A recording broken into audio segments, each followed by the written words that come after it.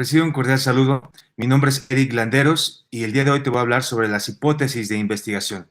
Este trabajo lo hicimos en colaboración de Virginia Hernández Castañeda y Anayeli Garachi Arenas, quienes son nuestros estudiantes de maestría en enfermería de la Benemérita Universidad Autónoma de Puebla. Pues bien, ¿qué es una hipótesis? Es un enunciado formal de las relaciones previstas entre dos o más variables. Una hipótesis es una afirmación teórica de lo que está aconteciendo con tus variables de estudio en la naturaleza de la investigación que estás realizando. Supone la verificación de una teoría, o más concretamente de sus proposiciones. Recordemos que una teoría es algo muy general, pero la teoría se está construyendo a través de sus conceptos y la relación entre los conceptos nos dan proposiciones teóricas que tratan de explicar la naturaleza de lo que está aconteciendo en los sistemas de investigación. Cuando se trata de refutar o confirmar una teoría, estás haciendo un planteamiento hipotético. Recuerden que las hipótesis son algo que va a explicar o predecir con claridad los resultados esperados de un estudio. Y al realizar esto, puede contradecir o puede afirmar un modelo teórico o una teoría a través de sus proposiciones teóricas. Por ejemplo, en enfermería tenemos más de 30 modelos teóricos de enfermería y cada uno de ellos tiene proposiciones teóricas. También los pueden encontrar como enunciados teóricos o supuestos teóricos que nos están explicando la relación de las variables que esa teoría está manejando. Por ejemplo, cuando tenemos las hipótesis, podemos observar que le podemos dar dirección y sentido o simplemente dejarlo muy abierto. Las hipótesis direccionales especifican la dirección esperada, predice tanto la existencia como la naturaleza de la relación de las variables. Y las hipótesis que no tienen dirección, pues no la especifica y la deja de manera abierta. Estas son las dos tipos de hipótesis que más se están estableciendo en las tesis. Existen varios tipos de hipótesis. Ustedes van a escuchar o van a hablar sobre hipótesis alternas, hipótesis de investigación, hipótesis nula, hipótesis de trabajo, etcétera. Pero todas estas tienen dirección o no. Entonces, de manera general, estas son las hipótesis que nos pueden conducir a explicar los fenómenos que están pasando. Hasta aquí todo esto lo pueden ver en la referencia de Hernández Sampieri, que en lo particular es uno de los libros que más me gusta por la didáctica con la que te la está explicando. Pero quisiera yo explicarte un poco más sobre cómo construir las hipótesis.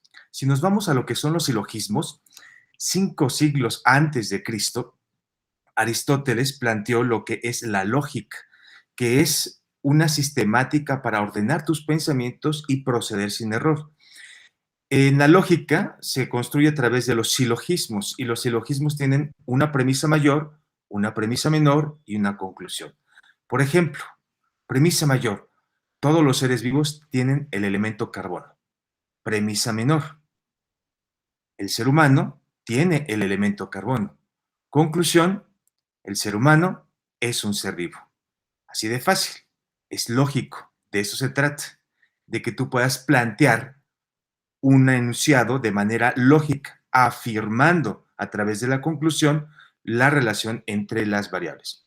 En el caso de enfermería, por ejemplo, todas las ciencias revolucionan sus conceptos.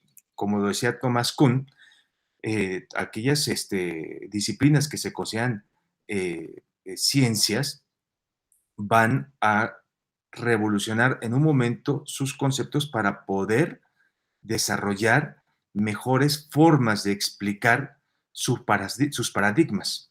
Entonces, si toda la ciencia revoluciona sus conceptos como premisa mayor, como premisa menor, la enfermería es una ciencia. ¿Cuál sería la conclusión? Por lo tanto, la enfermería constantemente revoluciona sus conceptos y es lo que nos ha pasado con la evolución del cuidado a través del tiempo.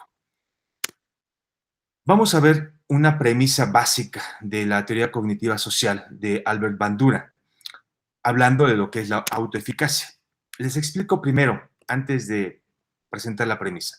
La autoeficacia es la confianza que un individuo tiene para poder realizar conductas a favor de su salud o a favor de sus situaciones personales.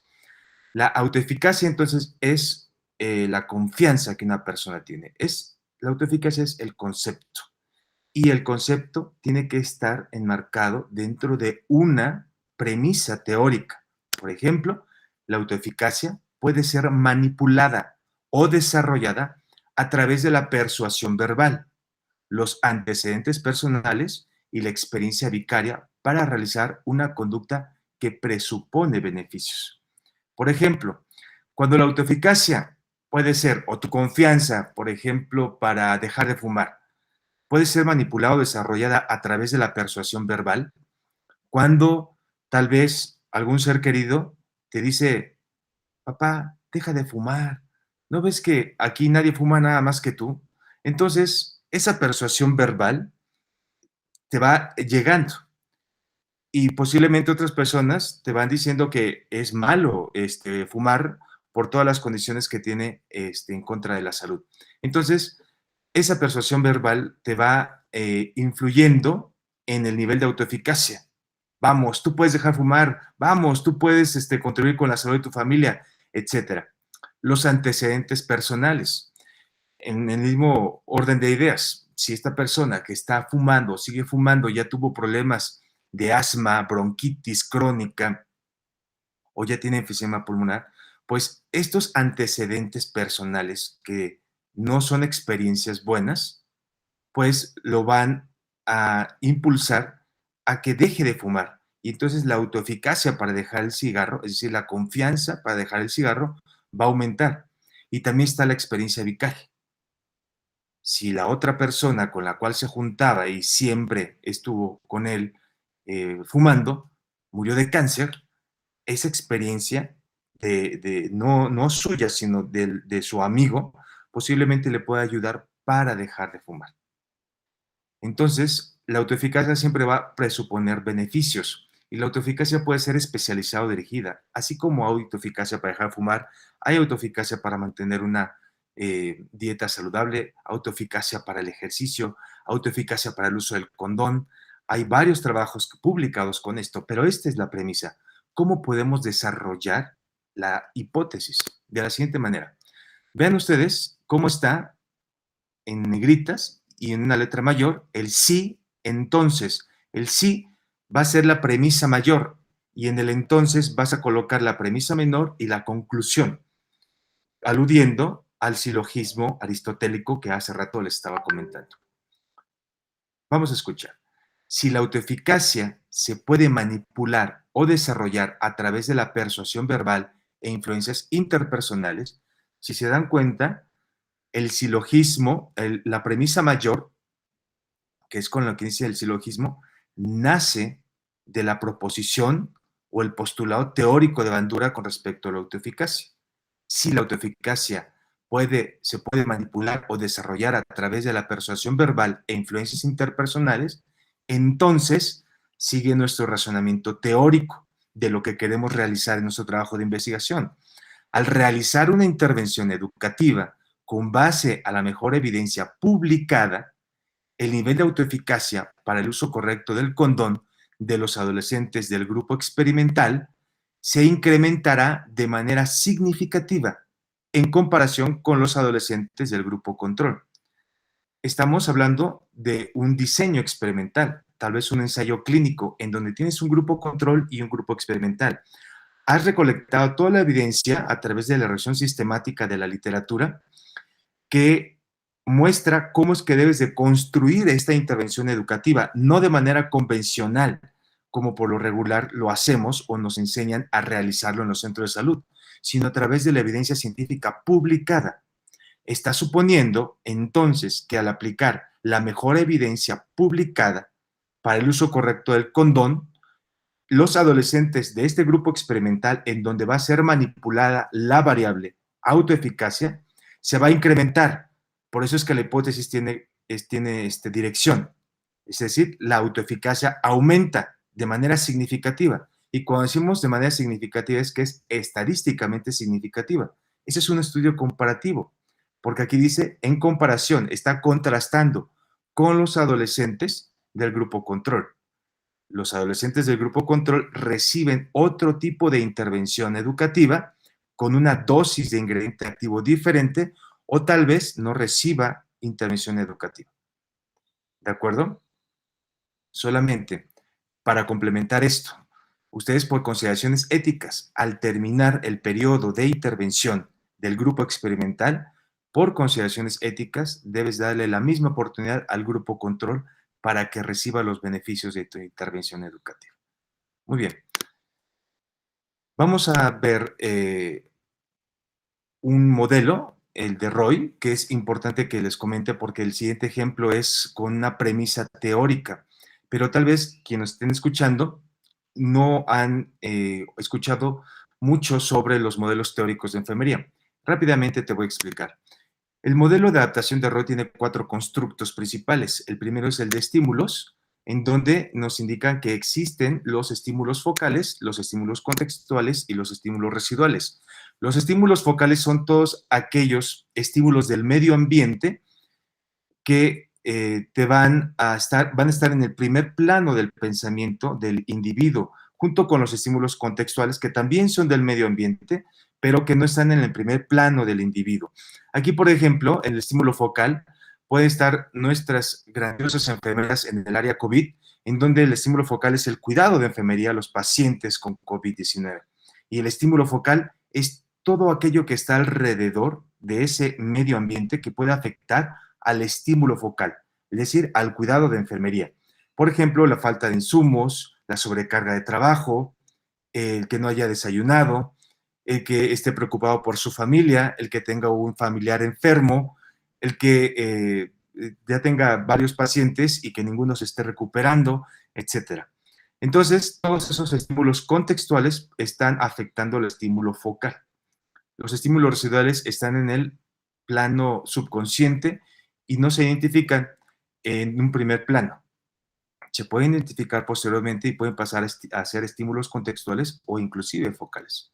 El segundo constructo es el del control, en donde todos estos estímulos tienen que pasar por reguladores fisiológicos y cognitivos.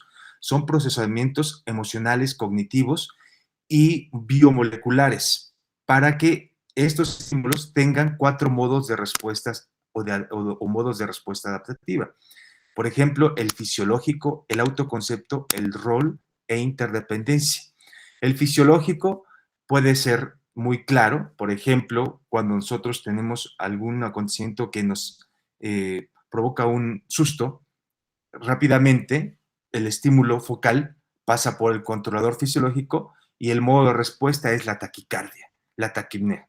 Así de este modo es como se está manejando. En el caso de la autoeficacia, por ejemplo, el estímulo focal puede ser realizar ejercicio, pasa por un modo no solamente fisiológico, sino también emocional cognitivo, y dentro de este modo de respuesta de autoconcepto que está todo lo psicológico, la autoeficacia empieza a aumentar, o tal vez no, dependiendo de la experiencia que se esté teniendo con esos estímulos focales. ¿Qué es el cuarto constructo del modelo? Simplemente el resultado de una respuesta de adaptación o no adaptación. ¿Por qué les estoy explicando esto? Porque la siguiente diapositiva nos va a explicar lo que es la premisa básica del modelo de adaptación de Roy, que es con lo que vamos a construir la hipótesis. Por ejemplo, en nuestra tesis escribimos un razonamiento teórico que dice así: es aquí cuando cobra importancia el uso de teorías como el modelo de adaptación de Roy, quien establece que, y lo que sigue en negritas, es la premisa teórica. El ser humano es un sistema adaptable al medio ambiente y que, ante un estímulo focal, procesan diversas respuestas de adaptación o no adaptación. ¿Se dan cuenta que esto que está en negritas es lo que yo les expliqué en la diapositiva pasada? En resumidas cuentas. Por lo tanto, la pandemia de COVID-19 podría estar generando y aumentando los niveles de estrés. Vamos a ver qué dice la hipótesis que no es direccional. Recuerden, inicia con el sí y el razonamiento tiene que decir la palabra entonces. Vamos a leerlo. Si las respuestas de adaptación del personal de enfermería a los estímulos del medio ambiente durante la pandemia dependen del desgaste emocional, entonces el nivel de estrés agudo de las enfermeras al cuidado directo de pacientes diagnosticados por COVID-19 presentarán un modo de respuesta adaptativa diferente a las enfermeras que no están a cargo de pacientes COVID-19. Y cuando decimos diferente, no estamos diciendo que es mayor o es menor el estrés agudo. Simplemente es diferente. Esa es una hipótesis no direccional. ¿De acuerdo? ¿Cómo podemos explicar esto como una hipótesis también que sea direccional? Cambiamos un poquito la redacción. La hipótesis con dirección. Si las respuestas de adaptación del personal de enfermería a los estímulos del medio ambiente durante la pandemia dependen del desgaste emocional, entonces el nivel de estrés agudo de las enfermeras asignadas al cuidado directo de pacientes diagnosticados por COVID-19 será mayor que las enfermeras que no están a cargo de pacientes COVID-19. Es decir, que nuestros colegas que están en los covitarios, que así se les llama, o en los lugares, las terapias intensivas en donde están hospitalizados los pacientes graves de COVID-19, el nivel de estrés es mucho mayor y es estadísticamente significativo. Eso es lo que nos está planteando esta hipótesis. En conclusión, podemos tener entonces dos tipos de hipótesis, las que tienen dirección y las que no tienen dirección. Depende de la naturaleza de tus variables. Y de aquí va a partir si las hipótesis son de investigación, si son nulas, si son hipótesis de trabajo, etcétera. Pero tú tienes que comprender que si la hipótesis es una afirmación teórica, nace de una proposición teórica, que sería lo ideal. Muchas veces cuando no se están manejando supuestos teóricos, entonces tienes que identificar la premisa mayor de lo que la literatura o la evidencia científica publicada te está mostrando, que también es válido. Después de que hagas tu revisión de la literatura o tu revisión sistemática y llegues a una conclusión de lo que está pasando con un fenómeno de investigación, pues entonces es ahí donde puedes plantear la premisa mayor para que puedas aplicar el entonces. Quiero también comentarte que este tipo de hipótesis es a veces para muchos investigadores les parece que es muy larga, porque ellos desean a mayor X, mayor y se acabó. Y esa es una hipótesis que tiene dirección, por ejemplo, ¿no?